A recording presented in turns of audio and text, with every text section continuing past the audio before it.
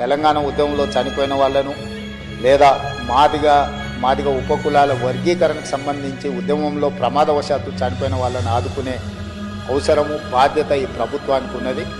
నేను తమరి ద్వారా వారికి నేను మాట ఇస్తున్నా, రేపు ఇందిరమ్మ ఇండ్లు ఇచ్చే దాంట్లో ఈ కుటుంబాలకు ఖచ్చితంగా మొదటి ప్రాధాన్యత కింద ఇందిరమ్మ ఇండ్లు ఇవ్వాలి ఆ కుటుంబాలకు. ఎందుకంటే పిల్లలు చనిపోయేటారు, తల్లిదండ్రుల పరిస్థితి ఏ విధంగా ఉందో తెలియదు, కుటుంబ సభ్యుల పరిస్థితి ఏ విధంగా ఉందో మనకు తెలియదు.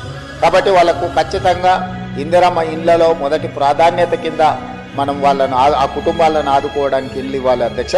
అదేవిధంగా రాజీవ్ యువ వికాసం కింద నిన్ననే మనం కొన్ని పథకాలు ఇచ్చుకున్నాం. ఆ కుటుంబంలో చదువుకున్న యువకులు కానీ యువతులు కానీ ఆ కుటుంబం అంటే వాళ్ళ సోదరులు సోదరిమణులు ఎవరైనా ఉంటే వాళ్ళకి అప్ టు 4 lakhs ఏదైతే ఫైనాన్షియల్ అసిస్టెన్స్ మనం ఇస్తున్నామో వాళ్ళ ప్రాధాన్యత కింద ఆ కుటుంబాలకు, ఆ చనిపోయిన కుటుంబాలకు ఈ రాజీవ్ యువ వికాసం స్కీమ్లో కూడా వాళ్లకు అవకాశాలు కల్పించాలని చెప్పి తమరి ద్వారా వారికి మాట ఇస్తున్న అధ్యక్ష. ఇది ప్రభుత్వం యొక్క బాధ్యత.